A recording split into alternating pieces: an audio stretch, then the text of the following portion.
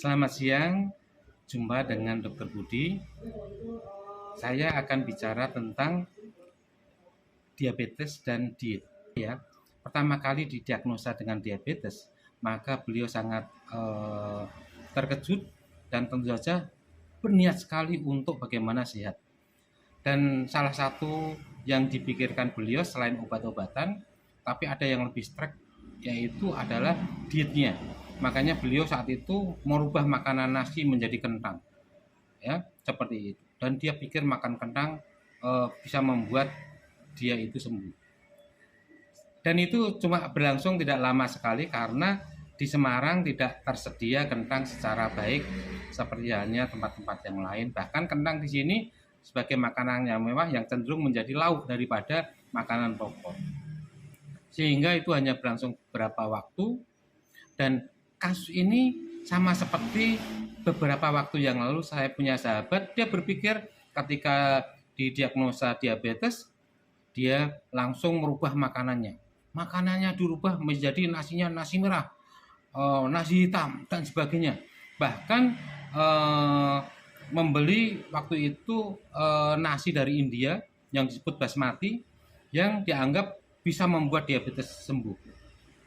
Padahal kita tahu nasi basmati itu dari India itu nilai glikemiknya cuma 54. Di Indonesia nasi beberapa nasi atau beberapa beras itu nilai glikemiknya jauh lebih rendah lagi, seperti misalnya Cisokan, Inpari 13, Inpari 13 itu 45, Inpari 7 itu 49, HIPA 7 itu 49.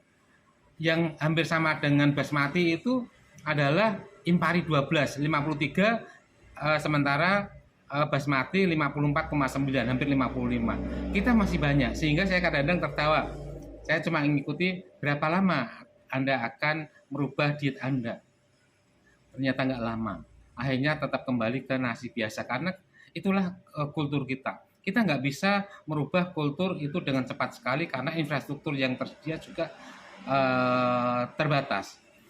Banyak juga beberapa waktu yang lalu sahabat-sahabat saya dia berpikir dengan iklan yang luar biasa dengan makanan yang disebut titik-titik sol misalnya. Dengan makanan itu diabetes harus selesai dan sebagainya. Kalau perlu nggak perlu pakai ini dan sebagainya. Akhirnya apa? Dia makan nasi dan makan makanan yang sol itu, sehingga terjadi apa? Justru gulanya tinggi. Karena apa? Yang disebut nutrisi sol itu adalah nutrisi yang kita harus meninggalkan makanan yang lain, makannya ini saja sehingga terkontrol kalorinya. Tapi nggak bisa orang itu merubah. Kita sudah terbiasa makan nasi, yang kita makan nasi mulai sejak kecil sampai umur 40 saat itu kita kena diabetes, sehingga kita nggak bisa merubah itu. Sehingga kalau kami menyarankan apa yang dirubah, tidak perlu rubah soal dietetiknya, tidak perlu menu berganti, tapi yang ada adalah bagaimana kita mereduce, mengurangi kalori yang masuk. Sehingga kalau dulu kita makan satu piring, sekarang setengah piring, tetapi setengah piringnya dikasih sayur, sehingga itu lebih sehat. Dan kemudian lagi makannya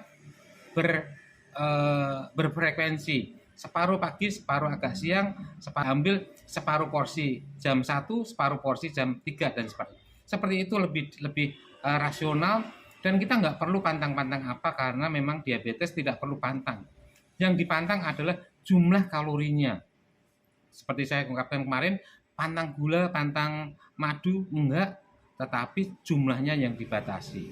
Memang konsekuensi kalau kita minum gula, otomatis ada kalori dari nasi yang harus kita kurangi. Disitulah yang penting, bahwa kita tidak perlu bersibuk-sibuk dengan merubah diet yang macam-macam, tapi kita mengikuti program diabetes, yaitu dengan pengobatan mulai basic, yaitu metformin atau sejenisnya. Kalau misalnya kok itu masih kurang, untuk ukuran diukur dari HbA1c-nya.